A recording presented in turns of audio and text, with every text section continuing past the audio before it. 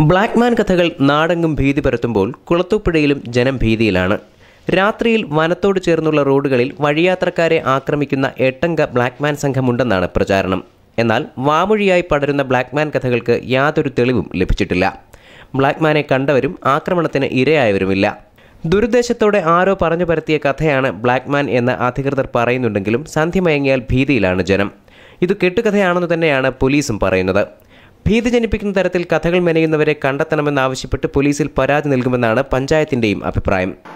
ഈ കരിമനുഷ്യൻ എന്ന് പറഞ്ഞുകൊണ്ടൊരു രൂപത്തെ കണ്ടതായി ഉള്ള പ്രചരണങ്ങൾ അതിശക്തമാവുകയാണ്. യഥാർത്ഥത്തിൽ അങ്ങനെ ഒരാളുണ്ടോ എന്നുള്ളതിനെ കുറിച്ച് പോലും അവ്യക്തമാണ്.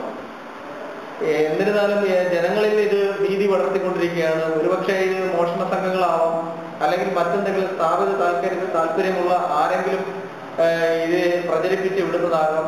എന്തു തന്നെയായിരുന്നാലും ഇതിന്റെ സത്യാവസ്ഥ കണ്ടെത്തുന്നതിന് വേണ്ടിയിട്ട് പോലീസ് അധികാരികൾക്ക് നിർദ്ദേശം കൊടുക്കുവാനുള്ള ശ്രമത്തിലാണ്. നുണക്കഥകൾ കേട്ട ജനം ഭയപ്പെടരുതെന്നും ദുരുദ്ദേശമാണ് ഇതിന് പിന്നിലെന്നും കുളത്തൂപ്പുഴ പഞ്ചായത്ത് പ്രസിഡന്റ് സി സുഭിലാഷ് കുമാർ പറഞ്ഞു. പൊതുജനങ്ങൾ ഇക്കാര്യത്തിൽ യാതൊരു ഭീതിയുടെയും അടിസ്ഥാനമില്ല. പൊതുജനങ്ങൾ ഒരു കാരണവശാലും ഇത്തരം അപവാദ പ്രചരണങ്ങളിൽ അല്ലെങ്കിൽ ഇത്തരം കുപ്രചരണങ്ങളിൽ വീഴാതെ ഭയന്ന് അല്ലെങ്കിൽ അരക്ഷിതമായ ഒരു അവസ്ഥ സംജാതമാകാത്ത ഒരു സാഹചര്യം ഉണ്ടാകണം.